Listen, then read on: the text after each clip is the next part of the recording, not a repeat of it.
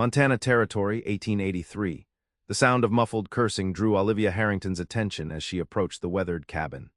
Thick, acrid smoke billowed from the open windows, and she quickened her pace, the basket of fresh eggs clutched tightly against her cornflower blue dress. At 22, Olivia had seen her fair share of frontier mishaps, but this promised to be something altogether different. Preston Vance believed wholeheartedly in two things: a man must know how to ride, and a man must know how to shoot. Cooking had never entered his considerations until this morning, when hunger had driven him to desperate measures. At 26, the cowboy had survived stampedes, claimed jumpers, and Montana winters that froze a man's breath before it left his lungs. Yet here he stood, defeated by a cast iron skillet and a pound of bacon that now resembled blackened leather strips. "No use crying over spilt milk," he muttered, though there was no milk involved, just the smoldering remains of what should have been his breakfast. He'd spent 6 years drifting between ranches, content with the solitary life of a hired hand. The modest cabin and small parcel of land he'd recently purchased represented his first real attempt at putting down roots, though he remained convinced that a man was better off alone in this unforgiving territory. Attachments only led to heartache. He'd seen enough broken men and grieving widows to know that love was a luxury the frontier rarely permitted. Preston fanned desperately at the smoke with his hat when the sound of laughter, bright and unexpected as birdsong in winter, made him turn toward the open door. Framed in the doorway stood a young woman he recognized vaguely from town, her light brown hair catching the morning sunlight, green eyes dancing with amusement. The blue calico dress she wore complemented her slender figure, and the basket hooked over her arm suggested a purpose to her visit beyond witnessing his culinary downfall. "I do believe that bacon has surrendered, Mr. Vance," she said, her lips twitching with suppressed laughter. "Perhaps it's time you did too." Preston straightened, painfully aware of the soot smudging his face and the ridiculous picture he must present, a cowboy bested by breakfast. "Miss Harrington, isn't it, from the Mercantile?" "Olivia Harrington," she confirmed with a nod, stepping into the cabin and setting her basket on the rough-hewn table. "My father sent me with your order." We had some eggs to spare as well. Her eyes traveled to the disaster that was his cooking attempt and widened. "Though I see I've arrived just in time to prevent starvation." "I was managing just fine," Preston said stiffly, though the ruined breakfast and smoke-filled cabin told a different story. He hadn't expected visitors, especially not pretty ones with laughing eyes that seemed to see right through his facade of frontier competence. Olivia raised an eyebrow. Clearly, without waiting for an invitation, she moved toward the stove, pushed up her sleeves, and assessed the damage. "I believe this pan may never be the same, Mr. Vance." "Preston," he corrected automatically, embarrassment giving way to irritation. "And I don't need any help, been feeding myself just fine for years." "On what evidence should I believe that claim?" she asked, the corner of her mouth quirking upward as she lifted the skillet to examine its charred contents. "The chuck wagon cook has been handling your meals until now, I'd wager." The truth of her words stung. Preston had indeed relied on ranch cooks throughout his cowboy years. His face flushed with a combination of wounded pride and grudging admiration for her directness. "A man can't be good at everything," he finally conceded, hanging his hat on a peg by the door. "Indeed not," Olivia agreed, her tone softening, "which is why neighboring is so important out here. Now, if you'll fetch some water and wash this pan, I'll show you how to cook bacon without turning it to coal." Something about her matter-of-fact kindness broke through his initial defensiveness. Preston found himself doing as she asked, bringing fresh water from the pump outside while she opened windows wider to clear the smoke. "My father says you've taken on the old Miller place," she commented as she cracked eggs into a bowl. "That's a fair piece of work for one man." "I like work," Preston replied, scrubbing vigorously at the skillet, "and I like my own company." A fortunate combination of preferences for Montana, Olivia noted with a smile that transformed her already pretty face into something that made Preston's breath catch. Though even the most self-sufficient man occasionally needs to trade for supplies or cooking lessons. As the morning progressed, Preston found himself relaxing in Olivia's presence. She taught him the basics: how to render bacon slowly so it crisped without burning, how to judge when an egg was perfectly cooked, all without making him feel like a complete fool. By the time they sat down to eat the meal they'd prepared together, Preston realized he'd talked more in those few hours than he had in weeks. "You never said what brought you out to this stretch of territory," Olivia said as she sipped the coffee he'd managed not to ruin. "Most newcomers stick closer to town." Preston looked out the window at the rolling hills that had called to something deep within him. "Wanted my own place, somewhere quiet." He paused, debating how much to share before surprising himself by continuing. "Lost my family to diphtheria back in Kansas when I was 17. Been moving ever since. Figured it was time to stop." Olivia's eyes softened with understanding rather than pity. "My mother passed 3 years ago. Father and I managed the store, but—" She trailed off, glancing toward the distant mountains. "Sometimes I wonder what else might be out there beyond keeping ledgers and stocking shelves."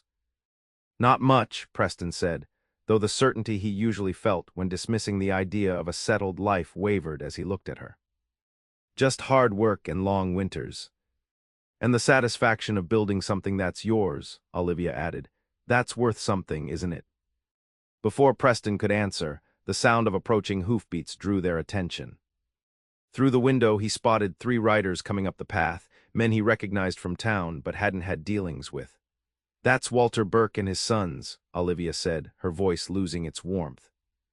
"They've been trying to buy up all the smaller claims around here." Preston stood, instinctively moving to position himself between Olivia and the door. "What business would they have with me?" "Nothing good if their reputation holds true," she murmured, gathering her things. "I should go." "Stay," Preston said, surprising himself with the protectiveness he felt. "No sense riding back alone if they're out making trouble." The Burkes reined in before the cabin, Walter's weathered face creasing into what passed for a smile as he spotted Preston in the doorway. "Vance, isn't it?" he called, not bothering to dismount. "Heard you picked up old Miller's place." "That's right," Preston replied evenly, noting how Burke's gaze shifted to Olivia with undisguised interest. "Miss Harrington," Burke acknowledged with a tip of his hat. "Your father know you're making social calls out here." Olivia stiffened beside Preston. "I'm delivering supplies, Mr. Burke. A service we provide to all our customers." Burke's smile didn't reach his eyes. "Of course." He returned his attention to Preston. "Just wanted to let you know I'd be willing to take this place off your hands. Save you the trouble of trying to work it alone. I've got plans for this valley, and this parcel would fit nicely." "Not interested in selling," Preston said flatly. Burke's expression hardened. "Might want to reconsider. Small spreads like this have a way of running into difficulties, water problems, fencing issues. Strays getting shot by mistake." The threat hung in the air, clear as the Montana sky. Preston felt a familiar coldness settle over him, the same detachment that had served him well in past confrontations. "Appreciate the warning," he said, his voice deceptively calm. "But I know how to handle difficulties." Burke studied him for a long moment, then nodded. "Your choice, for now." With a sharp gesture to his sons, he turned his horse and rode away, leaving a cloud of dust and unease behind. "They'll be back," Olivia said quietly as they watched the men disappear down the trail. Preston nodded, figured as much. "He's not wrong about one thing," she continued, her green eyes serious as they met his. "It's hard to work a place this size alone. Even if you're not interested in selling, you might consider taking on help." "Been managing fine," Preston replied automatically, though Burke's visit had exposed the vulnerability of his isolated position. One man could only be in one place at a time. Olivia gathered her shawl and basket. "Well, if you change your mind about neighborly assistance, my father and I know most everyone around these parts. And she hesitated, a flush coloring her cheeks. "I wouldn't mind teaching you a few more cooking lessons. In exchange for riding lessons, perhaps." Preston found himself smiling despite the lingering tension from Burke's visit. "You don't know how to ride." "Not properly," she admitted. "Father's always been protective since Mother died, says there's nowhere I need to go that a wagon won't reach." The thought of Olivia astride a horse, hair streaming behind her as she galloped across the open country, created an unexpected warmth in Preston's chest. "Seems a fair trade," he said. "Though I'm not sure your father would approve." "Let me worry about father," she replied with a determined lift of her chin. "Next Wednesday, I can bring supplies for stew that should last you several days." As Preston helped her into her buggy, Their hands touched briefly, and he felt a jolt of awareness that both alarmed and intrigued him. Watching her drive away, he was struck by the peculiar emptiness of the cabin that hadn't bothered him before her arrival. "Fool notion," he muttered to himself, turning back to the day's chores. A man needed land and freedom, not entanglements.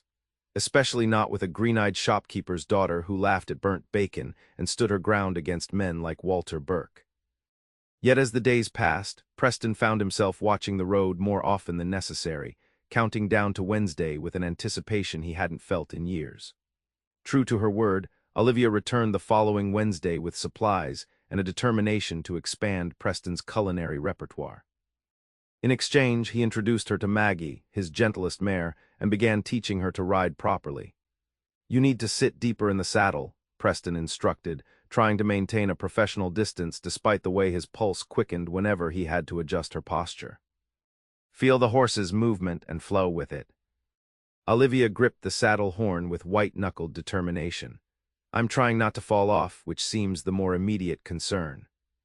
Preston couldn't help but laugh.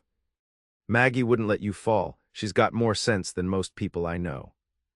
"Is that a compliment to your horse or an insult to humanity?" Olivia asked, gradually relaxing as the mare plodded patiently around the corral.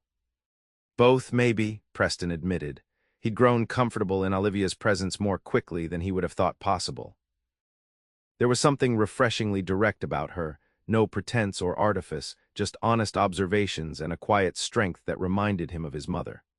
Their lessons continued through April and into May, becoming the highlight of Preston's increasingly busy weeks. Spring brought the endless work of clearing fields, mending winter damage, and preparing for planting. More than once, he'd found himself considering Burke's warning about the difficulties of working the land alone. One Wednesday in late May, Preston looked up from fixing a broken corral post to see not Olivia's familiar buggy, but her father's larger wagon approaching. Concern tightened his chest as Harold Harrington reined in the team, his expression unreadable beneath his neatly trimmed beard. "Mr. Harrington," Preston greeted cautiously, setting down his tools. "Something wrong?" "Depends on your perspective, I suppose," Harold replied, climbing down from the wagon with the stiffness of a man who spent more time behind a counter than on horseback. "My daughter tells me she's been giving you cooking lessons." Preston straightened, meeting the older man's gaze directly. "Yes, sir. In exchange for teaching her to ride, I assumed she had your permission." Harold's laugh held little humor. "Olivia has a way of interpreting silence as consent when it suits her." He surveyed the small ranch with a shopkeeper's assessing eye. "She also tells me Walter Burke has been pressuring you to sell." The abrupt change of subject caught Preston off guard. "He made an offer I declined." "Burke doesn't take rejection well," Harold said. "Already ran the Simmons family off their claim last year. Mysterious fire, very unfortunate." Preston felt his jaw tighten. "I appreciate the warning, but I'm not easily intimidated." "No, I don't imagine you are." Harold's expression softened slightly, "which is partly why I've agreed to Olivia's rather unconventional suggestion. So, the store keeps me busy, especially with supply wagons coming more frequently now that the weather's improved. And Olivia is," he paused, searching for words, "increasingly restless in town. She's proposed spending 3 days a week helping out here.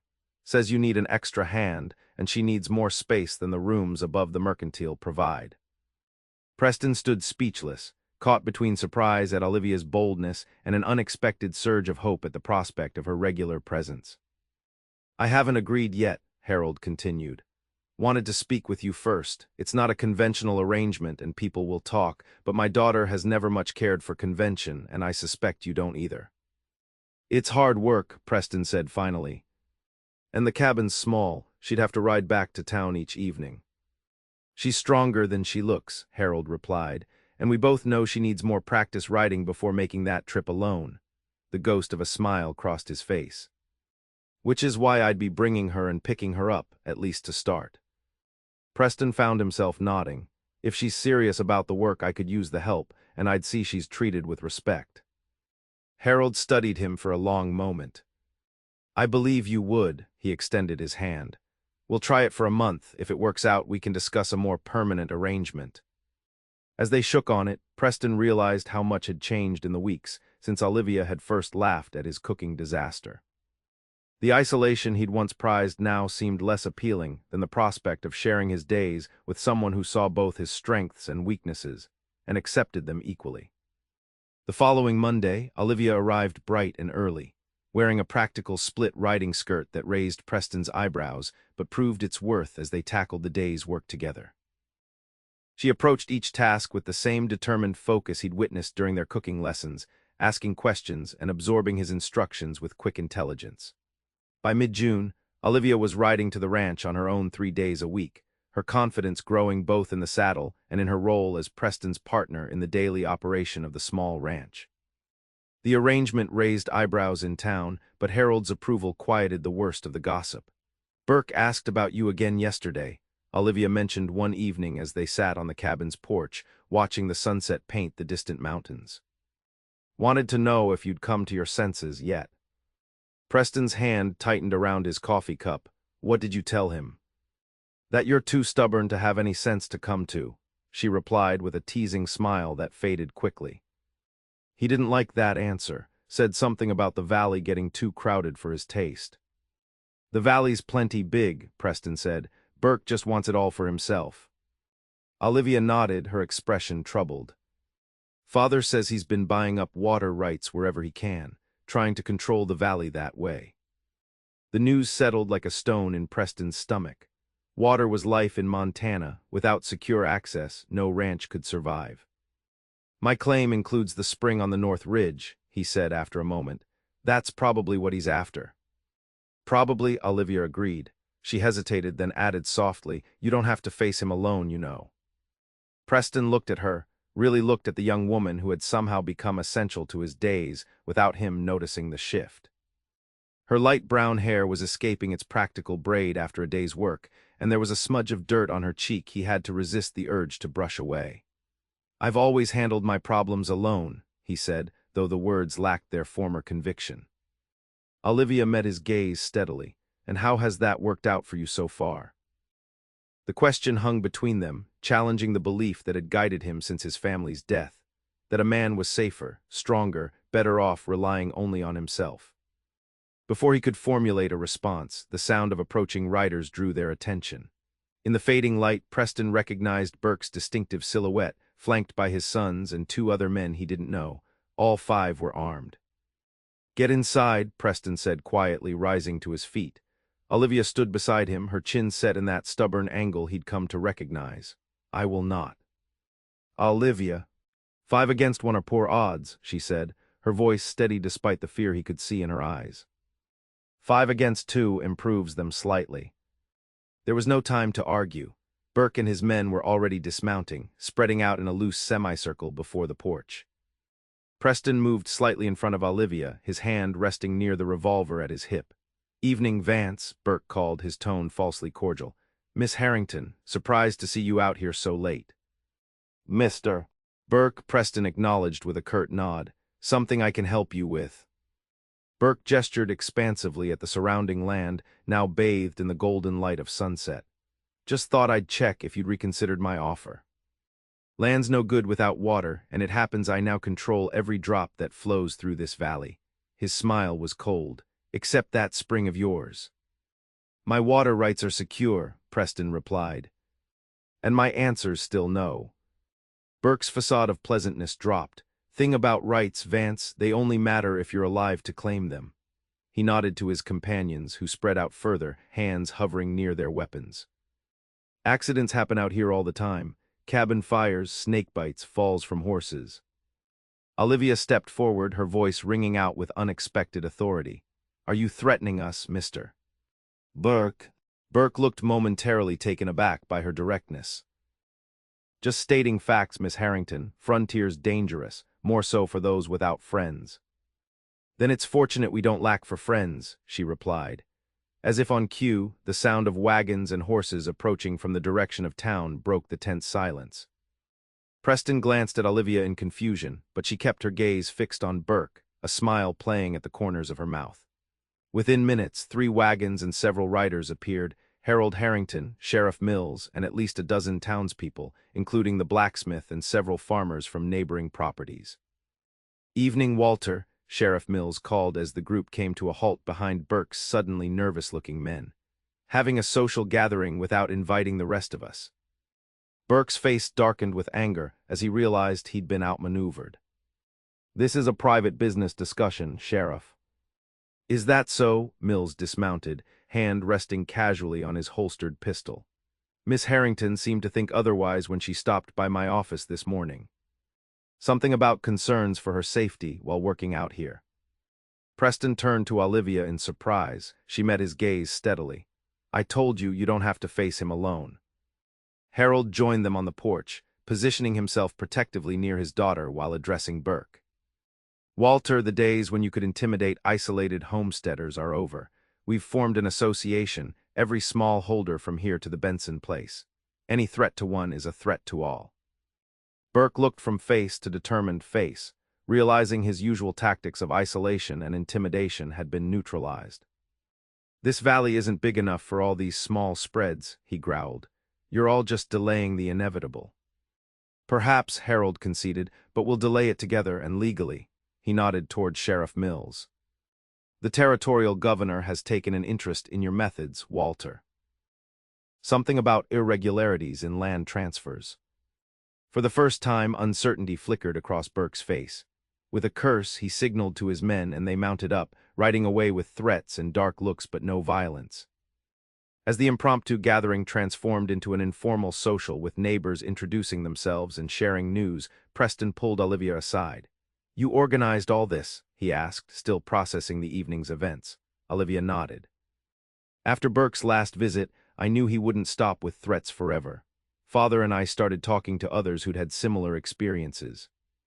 Turns out most people were just waiting for someone to take the first step towards standing together." Preston looked at her with new eyes, seeing not just the woman who had laughed at his cooking and worked alongside him in the fields, but a partner of unexpected strength and foresight. "You're something else, Olivia Harrington," he said softly. "I've spent years believing the only person I could count on was myself. Never occurred to me there might be another way." "The frontier forces us to be self-reliant," she agreed, her green eyes serious in the lantern light. "But it also teaches us that survival depends on community. No one makes it alone out here, Preston, not really." The truth of her words resonated deep within him, challenging the isolation he'd wrapped around himself like armor after his family's death. For the first time in years, Preston allowed himself to consider a different future, one that included not just Olivia but connections to the community surrounding them. As summer progressed into fall, the Burke threat receded though never disappeared entirely. The Landowners Association met regularly, sharing resources and information that helped all their properties thrive. Preston's small ranch began to take shape, with Olivia's continued help now formalized as a partnership arrangement that raised fewer eyebrows as the months passed. On a crisp October evening, Preston found Olivia at their favorite spot overlooking the valley, wrapped in a shawl against the autumn chill. The setting sun caught her hair, turning the light brown strands to gold and copper. "Thought I might find you here," he said, settling beside her on the fallen log they'd dragged up months ago. "Your father's looking for you, says it's getting too late for you to ride back to town." Olivia smiled. "He worries too much." "He cares," Preston corrected gently. "Can't fault him for that." They sat in comfortable silence for a moment, watching the landscape transform in the fading light. Preston felt a familiar tightening in his chest, the mixture of longing and hesitation that had plagued him increasingly over recent weeks. "I've been thinking," he said finally, "about the future. About winter coming on." Olivia turned to him, waiting. "The ride to town will get dangerous once the snow sets in," he continued, "and 3 days a week doesn't seem enough anymore. For the ranch work, I mean," he added hastily, though they both knew he meant more. "What are you suggesting, Preston?" Olivia asked, her direct manner cutting through his awkward circumlocution. He took a deep breath. "I'm suggesting that maybe it's time we considered a more permanent arrangement." Reaching into his pocket, he withdrew a small carved wooden box. "I've been working on this at night. Not as fine as what you'd find in a city store, but—" Olivia took the box with trembling fingers, opening it to reveal a simple gold band. "Preston," she whispered. "I know I'm not much of a catch," he said hurriedly. Just a cowboy with a small spread and questionable cooking skills. But I love you, Olivia, have for months now, and if you'd consider becoming my wife." The rest of his carefully planned speech was lost as Olivia flung her arms around his neck, nearly toppling them both from the log. "Yes," she said against his shoulder. "Yes, you wonderful, stubborn man." Preston held her close, marveling at how completely his life had transformed since the morning she'd found him struggling with breakfast, and laughed her way past his defenses. "Are you sure?" he asked, drawing back to search her face. "It won't be an easy life." Olivia's smile was radiant in the gathering dusk. "The best things rarely are, but we'll face it together, the work, the winter, whatever Burke might try next. And that makes all the difference." 2 weeks later, they were married in the small church in town, with Harold giving his daughter away and the entire Landowners Association in attendance. Even Sheriff Mills made an appearance, his presence a pointed reminder to Burke, who watched from across the street, that the community stood united.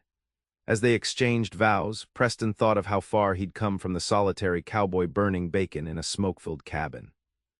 The false belief that had guided him for so long, that a man was safer and stronger alone, had been thoroughly disproven by the woman before him and the community surrounding them.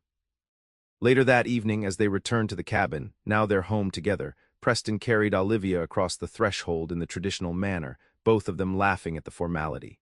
"Welcome home, Mrs. Vance," he said, setting her gently on her feet in the main room that had been transformed with Olivia's touches over the months.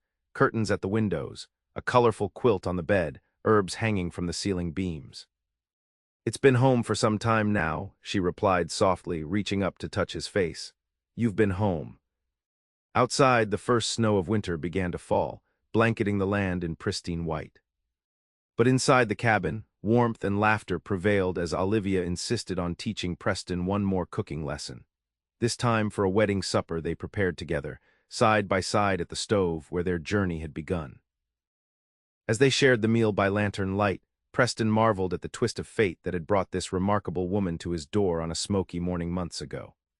The harsh Montana frontier had not defeated love, but rather revealed its absolute necessity, not a luxury as he'd once believed, but the very foundation of survival and meaning in this challenging land.